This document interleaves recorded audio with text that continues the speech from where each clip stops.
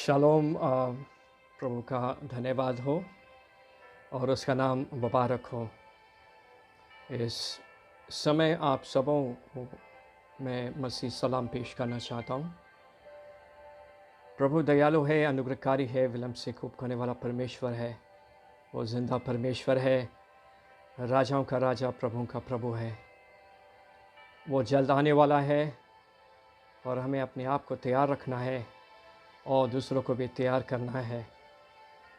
ये हालात जो है, जो हम देख रहे हैं, इस हालात में परमेश्वर चाहता है कि हम उसकी आवाज़ को सुने,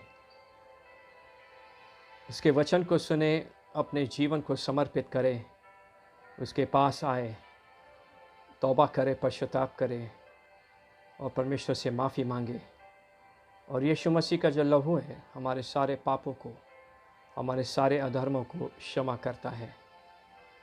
इस समय मैं आपके सामने परमेश्वर के वचन के द्वारा आपको उत्साहित करना चाहता हूँ। जो परमेश्वर का वचन वो पवित्र है, जिंदा वचन है और आज भी परमेश्वर का वचन जो है हमारे जीवन में काम करता है। लेकिन शर्त है कि क्या हम परमेश्वर के वचन को सुनते हैं, ग्रहण करते हैं, या हम इच्छा दर्शाते हैं कि मुझे मेरे जीवन को बदलना है। ये सारी बातें बहुत महत्वपूर्ण हैं। जो शीर्षक है जो आपके सामने मैं पेश करना चाहता हूँ वो है कि हम अपनी आंखें, हम अपनी निगाहें प्रभु यीशु पे रखें और जो दौड़ जो है, जो हमारे सामने रखी है और हम दौड़ रहे हैं, उसको हमें पूरा करना है। और इसके लिए हम परमेश्वर के वचन को हम पढ़ेंगे। इब्रानियों उसका 12 अध्याय और 1 से 3 वचन मैं आपके सामने पढ़ना चाहूँगा। इब्रानियों 12 अध्याय 1 से 3 वचन हम पढ़ेंगे। इस कारण जबकि गवाहों का ऐसा बड़ा बादल हमको घेरे हुए है, तो आओ हर एक रोकने वाली वस्तु और उलझाने वाले पाप को दूर करके वो दौड़ जिसमें हमें दौड़ना है, धीरज से दौड़े और विश्वास और कर्ता और सिद्ध करने वाला यीशु की ओर ताकते रहे, उसकी तरफ देखते रहे, जिसने उस आनंद के लिए जो उसके आगे धरा था, लज्जा के कुछ चिंता न करके क्रूस को दुख सहा और परमेश्वर के सिंहासन के दाहिने ओर जा बैठा। इसलिए उस पर ध्यान करो जिसने अपने विरोध में पापियों का इतना विरोध सह लिया कि तुम निराश होकर साहस ना छोड़ दो। प्रभु अपने वचन पढ़े जाने और सुने जाने पे आशीष दे। आमीन। जो शीर्षक है, हम अपनी आंखें, अपनी निगाहें प्रभु यीशु मसीह पे रखें, क्योंकि हमें इस दौड़ को पूरा करना है और ये बड़े आनंद के साथ हम इस दौड़ को पूरा करें। और हमारे लिए बहुत एक अच्छी बात है, परमेश्वर ने हमें इस लायक समझा कि हम इस दौड़ में आए, उसके साथ इस दौड़ को हम पूरा करें। और मसीह जीवन जो है एक दौड़ है। हमें अपनी आंखें यीशु पर ध्यान से रखना चाहिए और किसी व्यक्ति, किसी इंसान पे या फिर किसी वस्तु पे या हमारे धन दौलत और हमारे रिश्तेदार, हमारे दोस्त, यार दोस्त, और इस पे हमें ध्यान नहीं देना है। हमें ध्यान देना है केवल प्रभु यीशु मसीह पे। अगर इस दौड़ को पूरा करना है तो न तो ध्यान भटकाने वाले बहुत सारे बातें जो हमें इस दौड़ से हमें हटा देगी, लेकिन हमें ध्यान रखना है। सबसे महत्वपूर्ण बात है, पहला बिंदु यह है कि हमें एक अच्छी शुरुआत करना ज़रूरी है, क्योंकि मसीह जीवन एक दौड़ है और हम इस दौड़ में हैं। हम अपने आप को जांचें कि मेरी शुरुआत आज कैसी है और मैंने शुरुआत कैसी की पिछले दिनों में, और बहुत साल पहले अब शुरुआत की होगी। हम जानते हैं कि कैसे इस दौड़ को हम करते हैं, अब कैसे इस दौड़ को हमें पूरा करना है। और इसलिए कि हम इस बात को समझें कि जब एक व्यक्ति प्रभु यीशु मसीह को अपने उद्धारकर्ता को उसको उद्धारकर्ता के रूप में स्वीकार करता है और वो उसके प्रति प्रतिबद्ध है, कमिटेड है, तो हमारे इस दिन को हम याद करें कि जिस दिन मैंने अब मेरे मसीह जीवन उस दौड़ को मैंने शुरू किया है। ये एक ऐसे है कि एक शुरुआती लाइन है, शुरुआती एक लाइन है जहाँ से हम उस जीवन को शुरू करते हैं। और एक दौड़ को पूरा करना अगर अच्छे से करना है तो एक अच्छी शुरुआत भी चाहिए। बिना अच्छी शुरुआत के हम इस दौड़ को पूरे नहीं कर पाए। बेशक बीच में बाइबल कहती है कि परमेश्वर के लिए कि परमेश्वर ने हमारे लिए इस दौड़ को रखा है और एक योजना भी बनाई है। लेकिन इंसान का जो स्वभाव है, इंसान की जो आदतें हैं, इंसान की जो बातें जो फितरत में है, बहुत से समय जो योजना परमेश्वर बनाता है उसके अनुसार नहीं चलता, वो भटक जाता है क्योंकि उसका जीवन सही रूप से समर्पित नहीं है। वो बड़े स्वार्थ के साथ परमेश्वर के साथ बना रहता है कि परमेश्वर उसको ये दे दे, वो दे दे, ये दे दे, वो मिल जाए, वो मिल जाए। अगर नहीं मिलता है तो परमेश्वर ठीक नहीं है, वो हमारी बात ही नहीं सुनता। क्यों नहीं सुनता? तो परमेश्वर से सवाल जवाब करते, परमेश्वर से नाराज़ हो जाते और बाइबल पढ़ना और स्तुति आराधना, चर्च नहीं जाना, ये सारे जो बातें हैं, ये बचकानी जो हरकतें हैं इंसान करता है। परमेश्वर की योजना को समझना बहुत आवश्यक है। अगर नहीं समझोगे तो इस दौड़ को पूरे नहीं कर पाएंगे। और सारे परमेश्वर की जो योजना है परमेश्वर के वचन में है। लेकिन अगर हम वचन नहीं पढ़ेंगे, भूख और प्यास नहीं होंगे, अध्ययन नहीं करेंगे, पढ़ना और अध्ययन करना और उसके अनुसार चलना, तभी इस नक्शे को हम समझ पाएंगे, इस योजना को समझ पाएंगे। नहीं तो सिर्फ हम उस रीति रिवाज में फंस जाएंगे और ये करना, वो करना, ये किया, वो कर दिया और हम सोचते हमने दौड़ को पूरा किया। ये दौड़ नहीं, ये रीति रिवाज है। रीति रिवाज इंसान को बर्बाद कर देता है। परमेश्वर ने हमें उसके वचन में स्पष्ट रूप से सारी योजनाएं बताई है और हमारी जिम्मेदारी है कि हम उसको समझें। इंसान की, मेरी जिम्मेदारी, आपकी जिम्मेदारी कि इस योजनाओं को हम समझें। मैं आश्चर्यचकित हो जाता हूँ कि इंसान ना दुनिया की सारी बातें समझ लेता है। अर्थव्यवस्था की बातें, राजनीति की बातें, ये बातें सब समझते, घंटों घंटों बात करते, लेकिन परमेश्वर की एक साधारण योजना जो है वो समझने में वो सक्षम नहीं है। ऐसे दिखाते कि हमें कुछ पता नहीं, हमें बहुत मुश्किल हो रही समझना, नहीं समझ में आता। बाकी सारे बातें, वाद विवाद, तर्क वितर्क, लड़ाई झगड़ा, उस योजना में माहिर है, लेकिन परमेश्वर की योजना समझने में अक्षम है। मेरा और आपका मार्ग अलग है, जो ट्रैक जिसको मैं कहूँगा वो अलग है। मेरा अनुभव, आपका अनुभव अलग है। मेरे अनुभव, मेरे जीवन के उतार चढ़ाव, आपके जीवन के उतार चढ़ाव अलग है, अलग अलग स्थान में है, अलग अलग चीज़ें हमारे जीवन में होगी। व्यक्तिगत समर्पण के अनुसार परमेश्वर मेरे जीवन में क्या चीज़ें चाहता, नहीं चाहता, उसके अनुसार परमेश्वर मुझसे डील करेगा। लेकिन परमेश्वर कहता है कि हम उस दौड़ को पूरा करें। एक अच्छी शुरुआत हमने करी है, प्रभु का धन्यवाद हो। अगर अपने जीवन की शुरुआत नहीं की है प्रभु यीशु मसीह के साथ, तो अपने पापों का अंगीकार करिए, पश्चाताप करें, तौबा करें और अपना जीवन प्रभु यीशु मसीह को दीजिए। उद्धारकर्ता के रूप में उसको स्वीकार कीजिए। तो अच्छे तरह से चलाए जाना और धीरज के साथ हमें इस दौड़ को पूरा करना है। दूसरा बिंदु है धीरज के साथ, हबड़ तबड़ नहीं। और बहुत से लोग मैं देखता हूँ मसीह जीवन में धीरज नहीं है। वो चाहते कि अभी मैंने दुआ करी, मैंने कुछ ऐसे शब्द बोल दिए, अभी मुझे जवाब चाहिए। ऐसा नहीं होता है। हम परमेश्वर के हाथ को मरोड़ नहीं सकते और ना उस पर हम ज़बरदस्ती कर सकते और उस पर हम दबाव डाल सकते, ऐसा कुछ नहीं कर सकते।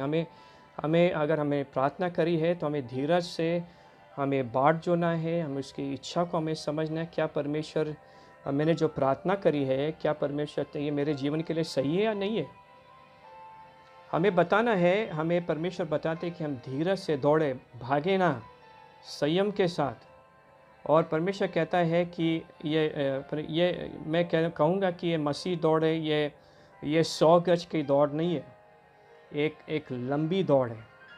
ये नहीं कि भागे 100 गज के दौड़ पूरी करे हो गया मेरा, मसीह दौड़ मैंने पूरी कर दी, नहीं। ये धीरज के साथ एक लंबा सफ़र है। इस सफ़र में, इस दौड़ में उतार चढ़ाव आएंगे, कभी खुशी, कभी गम, दुख, परेशानी, तकलीफ़ें, बहुत सारे परेशानी आएंगी, लेकिन आखिर में आप जानते हैं ये दौड़ है, तो हमें पूरा करना है, एक लंबी दौड़ है। तीसरा बिंदु, हम अकेले तो नहीं है, प्रभु हमारे साथ है, उसका वचन है, प्रतिज्ञा हमारे साथ है।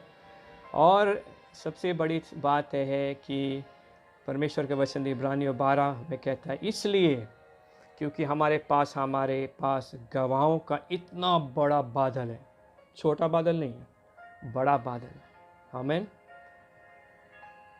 ऐसे परमेश्वर के जो संत लोग हैं, जिन्होंने अपनी दौड़ को पूरा किया, जो प्रभु के साथ विश्वास योग्य रहे, वो ऐसे मसीह इस गवाहों के बादल में शामिल हुए।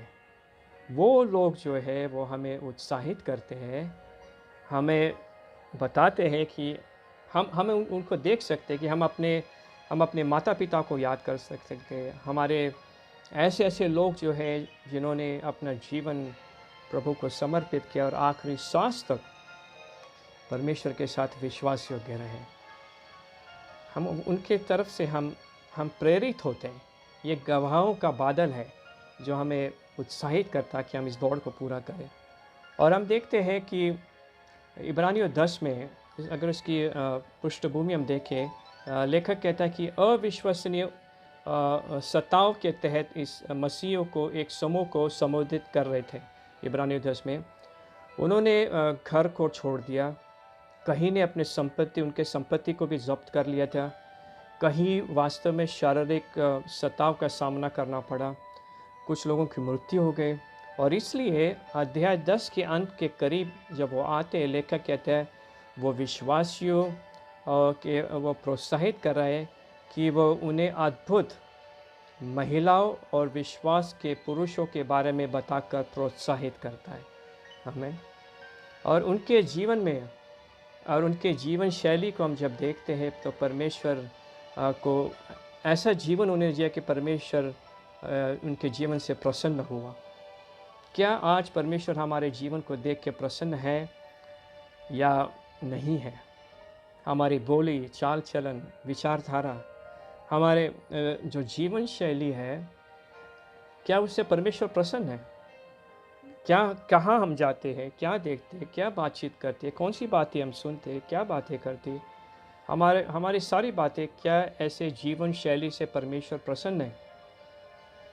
जीवन शैली जो विश्वास से इर्द गिर्द घूमती है, परमेश्वर में विश्वास, के वचन पे विश्वास, संगति, प्रभु के लोगों की संगति बहुत अनिवार्य है।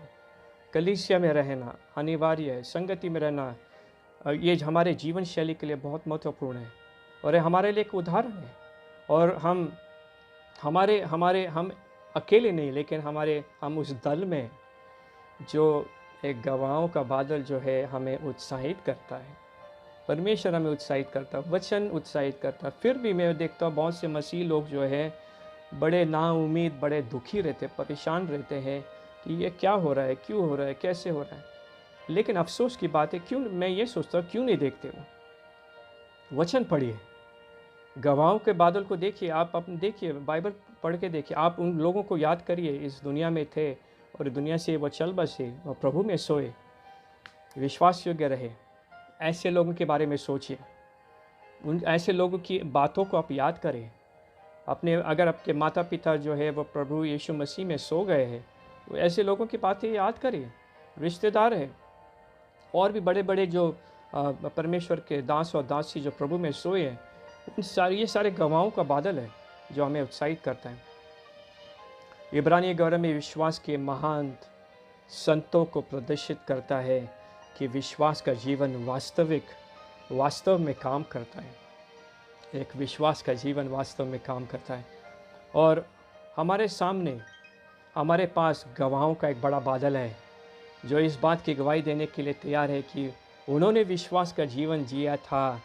मसीह के लिए वो प्रतिबंध है, और इसके लिए जब वो थे हम क्यों नहीं कर सकते? आमीन। जब वो उन्होंने अपने दौड़ को पूरा किया, क्यों ना हम कर सकते? हम भी कर सकते, लेकिन शर्त है हमें विश्वास योग्य रहना, पवित्रता का जीवन, एक विश्वास योग्य जीवन, ऐसा जीवन जो परमेश्वर को भाए, और ऐसा जीवन जो परमेश्वर प्रसन्न हो। हम अपने चौथा पॉइंट है, हम अपने आंखें यीशु पर रखें और हम अपने उस दौड़ को पूरा करें, कहीं पे नहीं, केवल प्रभु यीशु मसीह, उद्धार करता प्रभु यीशु मसीह। और इब्रानी 12 में पवित्र शास्त्र में सभी में यीशु मसीह के सबको एक शानदार रूप दिया गया। और जैसे हम अपने जीवन के दौड़ को चलाते हैं, तो हम अपने सिर साथ चलना चाहिए, और हमारी आंखें जो है मसीह, प्रभु यीशु मसीह पे केंद्रित होना चाहिए। हमारा मन पूरे जी जान से, और हमारी आंखें हम प्रभु यीशु मसीह पर रखें। अगर आपके जीवन में परेशानी है, आप प्रभु यीशु मसीह को ठीक से नहीं देख पा रहे, उसकी महिमा, उसके प्यार को नहीं देख पा रहे, एक धुंधलापन सा आ गया है, मैं आपसे अनुरोध करना चाहता हूँ कि उस धुंधलेपन को हटा दीजिए। ऐसी कौन सी बात है कि जिसके कारण वो धुंधलापन आपके जीवन में आ चुका है, आ गया है? ऐसे क्या पाप या क्या आपने किया है जिसके कारण आपकी और परमेश्वर के बीच में एक दीवार खड़ी हो गई, एक दरार पैदा हुई, और ऐसे धुंधलापन आ गया है कि आप परमेश्वर के प्रति वो प्यार, वो आस नहीं रही, और कोई इच्छा नहीं हो रही है? ऐसे कौन सी बात? बाइबल पढ़ने, स्तुति आराधना करने में, प्रार्थना करने में, कलीसिया में जाने के लिए, अगर ऐसी कोई बात है, ऐसा कोई पाप है, तो उस पाप को आप हटा दीजिए और परमेश्वर से माफ़ी मांगिए, और अपनी आँखों को साफ करिए, उस धुंधलेपन को हटाइए, ताकि आप प्रभु के महिमा को आप देख सकोगे। दूसरा तीसरा वचन में इब्रानियों में हम देखते हैं कि यीशु पर अपनी दृष्टि रखते हुए हमारे विश्वास के स्रोत और पूर्णता, और जो उस खुशी के लिए जो उसके सामने एक क्रूस को सहन करते हैं और शर्म को मिटा देता है, और परमेश्वर के सिंहासन के दाहिने हाथ पर बैठा गया, उस पर विचार करने के लिए, जिसने हमें उस दुश्मनों को भी सहन किया, खुद के खिलाफ पापियों से, ताकि अपने ठोके ना बढ़े और दिल को खो ना दें। यीशु ने खुद अपने आप को एक सेवक बनाया, वो इंसान बन गया, उन्होंने मृत्यु का अनुभव किया, उस क्रूस पर उसने अपनी जान कुर्बान की, अपना बेशकीमत लहू बहाया। किसके लिए? आपके लिए और मेरे लिए, सारे मानव जाति के लिए, उद्धार के लिए, पापियों को बचाने के लिए। आपने अपना जीवन प्रभु को नहीं दिया, मैं आपसे अनुरोध करता हूँ, अपना जीवन प्रभु यीशु मसीह को दीजिए। आज ये दिन है, यही क्षण है, आप परमेश्वर से माफ़ी मांगिए और उसको आप स्वीकार करिए। और इब्रानियों के लेखक ने प्रभाव से कहा, यदि यीशु मसीह में ऐसा कर सकते हैं तो आप भी कर सकते, आप भी कर सकते। और हम देखते हैं कि उसने क्रूस पे सारी लज्जा घृणा को सह लिया। किसके लिए? आपके लिए और मेरे लिए।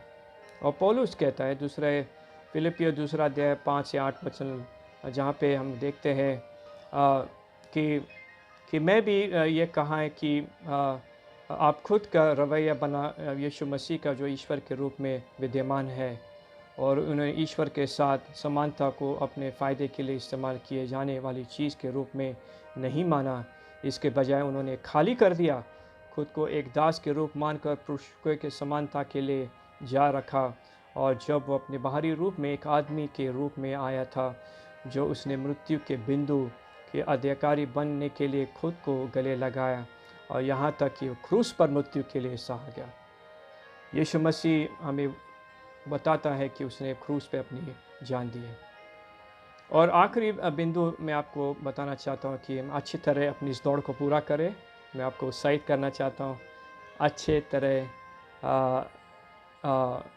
अपनी दौड़ को पूरा करें। मसीह दौड़ जो है, बुनियादी शिक्षाएं जो है, बहुत सरल है और परमेश्वर चाहता है कि हम इस दौड़ को अच्छी तरह समाप्त करें। शुरुआत अच्छी करी होगी, लेकिन उसको हमें ख़त्म भी अच्छा करना है। और हम परमेश्वर चाहता है कि उस आखिरी पड़ाव में जबकि हम आ चुके हैं, हम इस दौड़ को अच्छी तरह पूरा करें और निश्चित रूप से हम ईश्वर की कृपा से, परमेश्वर की कृपा से हम उसको पूरा करेंगे। लेकिन हम इस दौड़ को हम कैसे पूरा कर सकते हैं? एक महान विरासत के साथ अच्छी तरह हम समाप्त करें। बाइबल में सभी इस विश्वास के इस लोगों के इस लिस्ट में नहीं है। बहुत सारे लोग जो है इस सूची में नहीं है, इस विश्वास के जिसको हम हॉल ऑफ फेम या प्रतिष्ठा और कीर्ति के इस सूची में नहीं है। बहुत से लोग जो है वो इस सूची में नहीं पाए जाते हैं और एक, मैं कहूँगा, एक शर्म के इस सूची में पाए जाते हैं। और पुरुष और महिलाओं को जो इब्रानियों 11 में होना चाहिए, लेकिन उसकी अनुपस्थिति जो है वो एक विशिष्ट है। और इसराइल का पहला राजा जो शाऊल होना चाहिए, उसको होना चाहिए था, लेकिन वो नहीं है। उसने परमेश्वर को प्रसन्न करने की अपेक्षा लोगों को प्रसन्न किया और उसका अधिक ध्यान लोगों पे था। लोगों को प्रसन्न करना, लोगों को प्रसन्न मत करिए, परमेश्वर को प्रसन्न किया। शाऊल राजा लोगों को प्रसन्न करना था, लोगों को खुश करना था, और इसी कारण इस सूची में, इब्रानियों 11 के सूची में, एक प्रतिष्ठा कीर्ति के सूची में उसका नाम पाया नहीं जाता। उसके बाद सबसे बुद्धिमान आदमी जो कभी रहता था, सुलेमान बादशाह, उनका नाम होना चाहिए था इब्रानियों 11 के सूची में, लेकिन वो नहीं है, क्योंकि उन्होंने विदेशी महिलाओं और उनके तौर तरीके पर अधिक ध्यान केंद्रित किया। जो परमेश्वर को, जो बातें परमेश्वर नफ़रत करता था, जो परमेश्वर ने उसको मना किया था, इसके बावजूद भी उसने गलत काम किया, परमेश्वर के बातों को नहीं माना, इसलिए उसका नाम उस विशिष्ट इब्रानियों 11 के सूची में नहीं पाया जाता। बालम जो है एक अच्छा नबी था, लेकिन उसके पैसे पे नज़र थी और उसके आंखें यहाँ वह देख रही थी, विचलित हो गया और अपना चेहरा वो देख ही नहीं पा रहा। उसके सामने वो स्वर्गदूत था, वो देख नहीं पाया, लेकिन उसका जो गधा था वो उसके तुलना में बहुत अधिक केंद्रित था। उसका जो गधा था उसके तुलना में बहुत अधिक केंद्रित था। तो अफसोस की बात है मित्रों, देखिए, प्रभु यीशु मसीह के न्याय के आसन के सामने आपको मुझे खड़ा होना है और वो बहुत जल्द आने वाला है। जो दौड़ परमेश्वर ने हमारे लिए योजना बनाई है, हम ये नहीं कह सकते मेरे पास कोई योजना नहीं, मुझे पता नहीं क्या है, मुझे पता ही नहीं था कि योजना थी। योजना है, पवित्र शास्त्र में योजना बनाई गई है। आपने अगर प्रभु यीशु मसीह को जीवन दिया है, आपके पास योजना, आपको दौड़ पूरा करना है। हम अपनी आंखें केवल प्रभु यीशु मसीह पे रखिए और तभी इस दौड़ को पूरा कर पाओगे। एक अपनी अच्छी शुरुआत की है, शुरुआत धीरज के साथ दौड़िए। हम अकेले नहीं, लेकिन गवाहों का बादल हमारे साथ है, और हम अपनी आंखें यीशु पे रखिए। और हमें क्या करना है कि एक अच्छी तरह हमें इस दौड़ को पूरा करना है और हम उस एक महान विरासत के साथ एक अच्छी तरह इस दौड़ को हमें पूरा करना है। ध्यान रखिए, यीशु मसीह जल्द आने वाला है और हम तैयार रहे। प्रभु आप सबको बहुत बरकत और आशीष दें, आपके घराने पे आशीष दें, आप यहाँ आने और जाने में हिफाजत करें। प्रभु की आशीष आप सबके साथ बनी रहे। Shalom shalom shalom.